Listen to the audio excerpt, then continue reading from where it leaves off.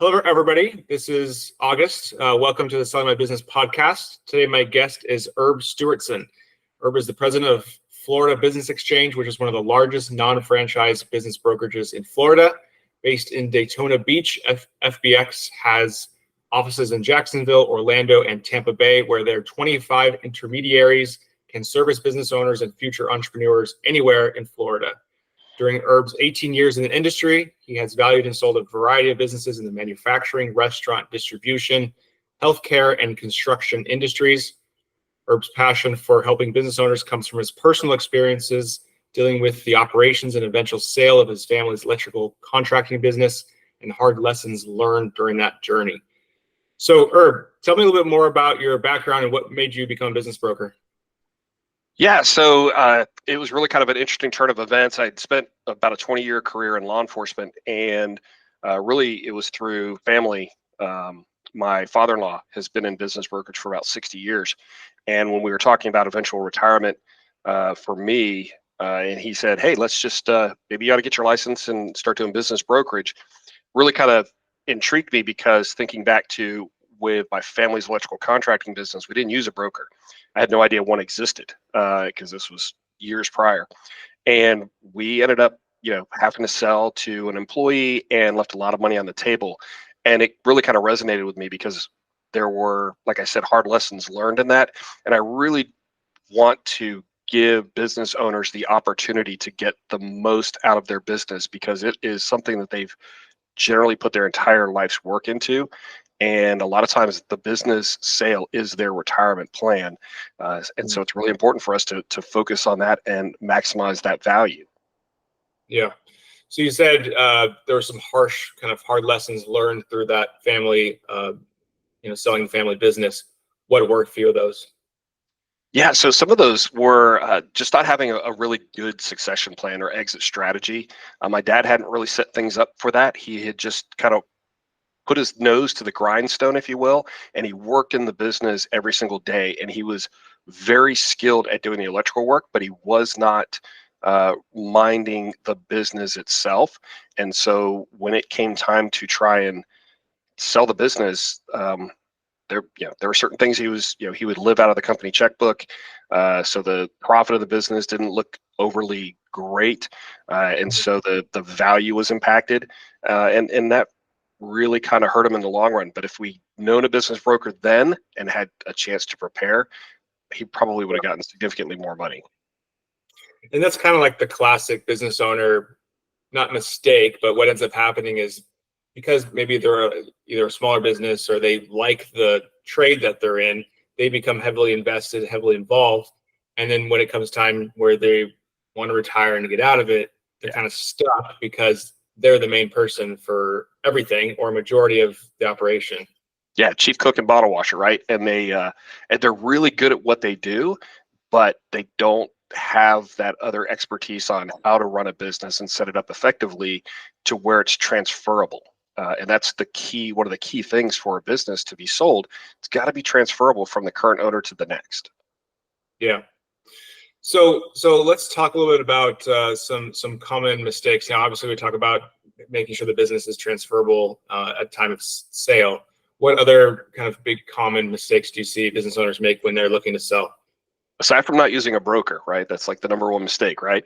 But the financials, like I said, living out of the company checkbook or not having good in-house financials, good profit and loss balance sheets, making sure the tax returns and the P&Ls match up, making sure that whatever tax mitigation strategy they are employing or their accountant's employing is something that can be unwound so that when we look at it, it's very easy for us to go ahead and add back those legitimate types of expenses that may be discretionary in nature or just standard add backs.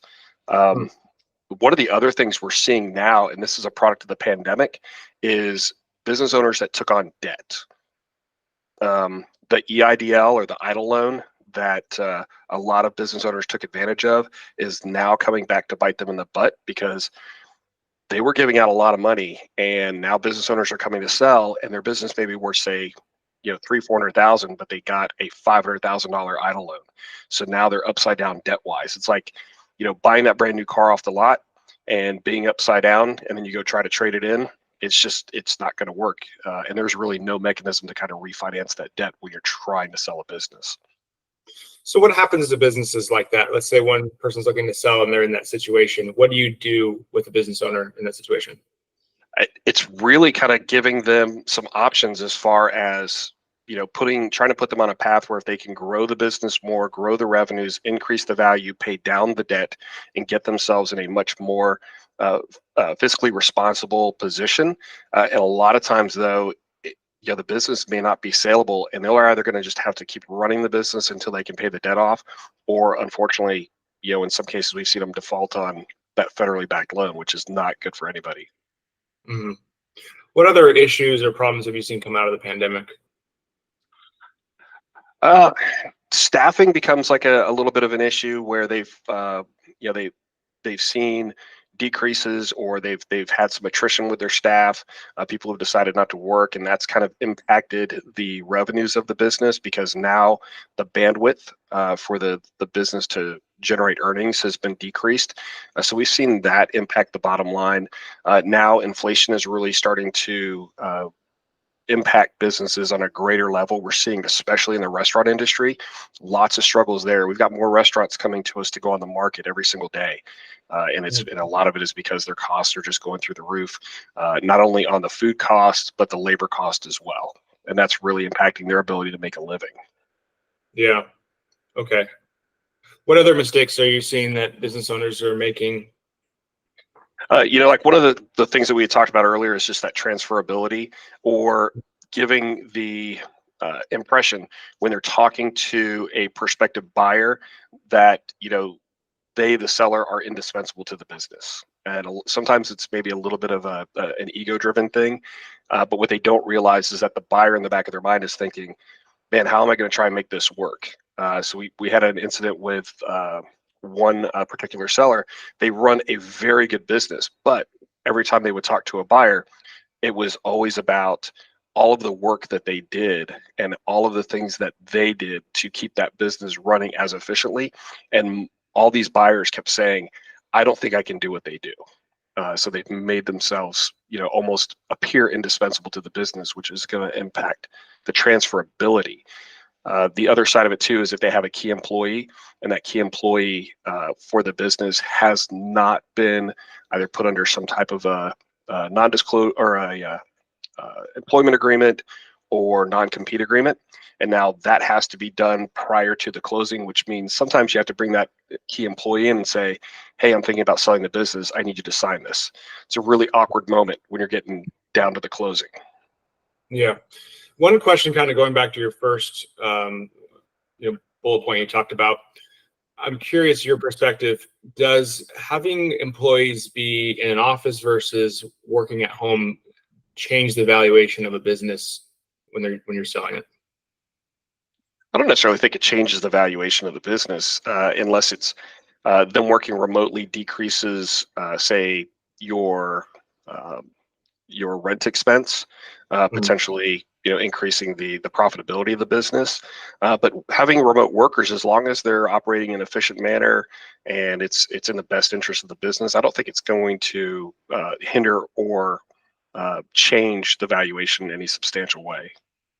Okay, got it. Just curious your thoughts on that, because obviously we're in a time where businesses are thinking, hey, do I need to bring people back? Do I keep them remote? A lot of people are saying that people that work remote are potentially less efficient, but then there's people arguing the opposite. So it's just a kind of interesting, and I was just curious how it affects overall.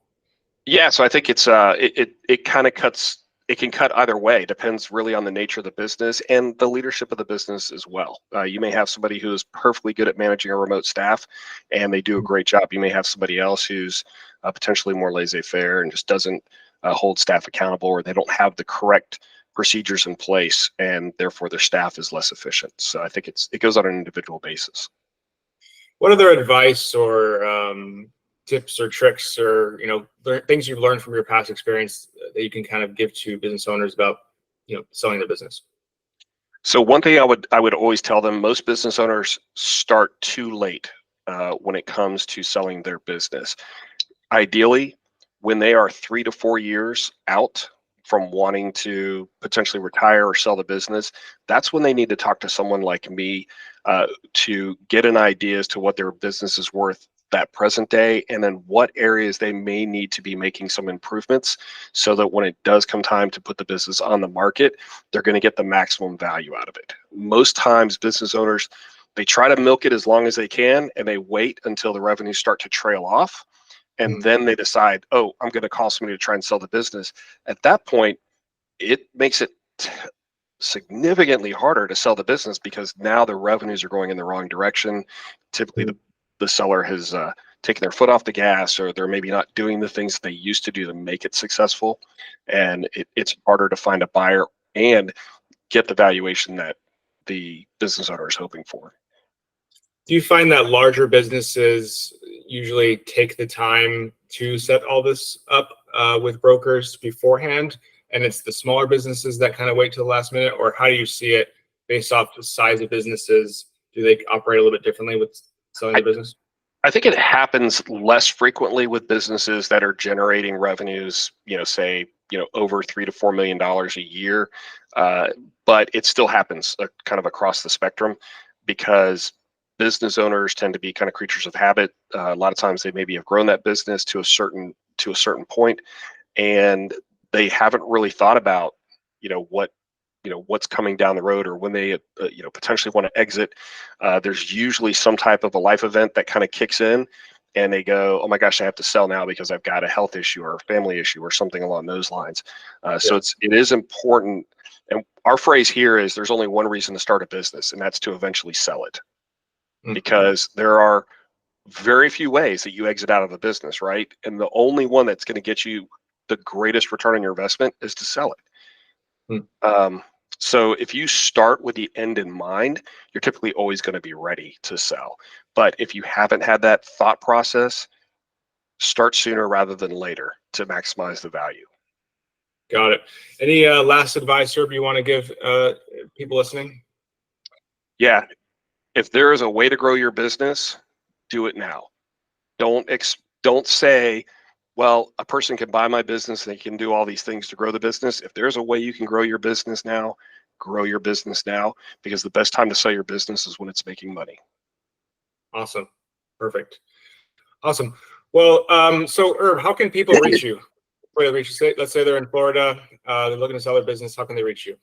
Sure. They can either email me at Herb, Herb.Stewartson, Stewartson, at fbxbrokers.com, or they can give me a call directly at 888-925-5055, extension 105. Awesome. Well, thanks, Herb. Thanks for coming on the podcast.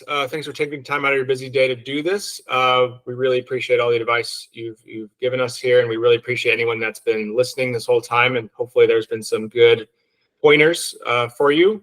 If anyone is looking to sell their business, they can reach out to Herb or reach out to us, and we'll get you connected with a broker in your local market. So thank you, Herb. Yeah, absolutely, August. Thanks for having me on, and happy to pass on any information that can help business owners. Yeah, thank you. Cool. All right, let me stop the recording.